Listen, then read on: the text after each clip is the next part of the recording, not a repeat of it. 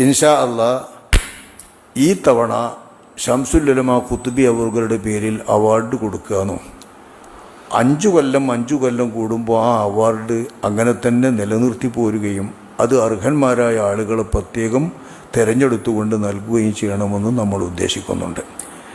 വൈജ്ഞാനികമായി ദീനിൻ്റെ വിജ്ഞാനവും ഒഴുവും നിലനിർത്തുന്നതിന് വേണ്ടിയുള്ള അങ്ങേയറ്റത്തെ പരിശ്രമമെന്ന നിലക്ക് ദർസുകളും കിതാബ് രചനകളും ഗ്രന്ഥരചനയുമായി സദാസമയവും നിരതരായി കഴിയുന്ന പണ്ഡിതന്മാരെ വൈജ്ഞാനികമായി കേമന്മാരുമായിട്ടുള്ള പണ്ഡിതന്മാർ നോക്കിയാണ് നമ്മൾ ഇൻഷാ അള്ളാ ഇതിനു വേണ്ടി തിരഞ്ഞെടുത്തിട്ടുള്ളത്.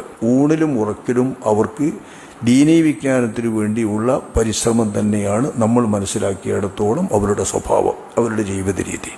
ബഹുമാനപ്പെട്ട കോടമ്പുഴ ബാവ മുസ്ലിയാർ അഖിലേന്ത്യാ സുന്നി ജമിയത്തുൽ ഉലമ എന്ന AP സമസ്തയുടെ മുശാവറ അംഗവും അവരുടെ ഒരു നേതാവുമാണ് അദ്ദേഹം ഈ പറഞ്ഞ പോലെ വയസ്സ് ചെന്ന ഒരു പണ്ഡിതനാണ്.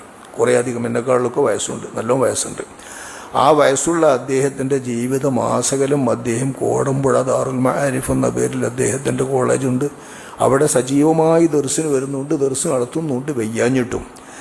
അതോടൊപ്പം അദ്ദേഹത്തിൻ്റെ ഗ്രന്ഥങ്ങൾ നിരവധി ഗ്രന്ഥങ്ങളാണ്. മലയാളത്തിലായിട്ടും അറബിയിലായിട്ടും ധാരാളം ഗ്രന്ഥങ്ങൾ, ദർസിയായ കിതാബുകൾ തന്നെ ധാരാളം അദ്ദേഹം രചിച്ചിട്ടുണ്ട്.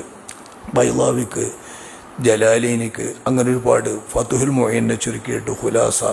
അദ്ദേഹത്തിൻ്റെ കിതാബുകൾ തന്നെ പല ദർസുകളിലും AP വിഭാഗത്തിൻ്റെ ദർസുകളിലൊക്കെ ദർസി കിതാബായി തന്നെ പ്രത്യേകം വെച്ചിട്ടുണ്ട്.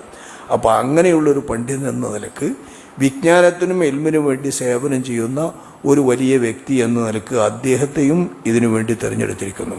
അപ്പോൾ ദർസും ഇസ്ലാമിന് വേണ്ടിയിട്ടുള്ള തൂലിക കൊണ്ടുള്ള അധ്വാനവുമായി രാപ്പകൽ ഭേദമന്യേ അധ്വാനിക്കുന്ന ഒരു 3 വ്യക്തികളെയാണ് നമ്മൾ ഇതിനു വേണ്ടി തിരഞ്ഞെടുത്തിട്ടുള്ളത്. സംഘടനാ വ്യത്യാസമില്ലാതെ അർഹന്മാരാണെന്ന് ആര് കേട്ടാലും ബോധ്യപ്പെടുന്നവരാണ് ഇവർ 3 പേരും.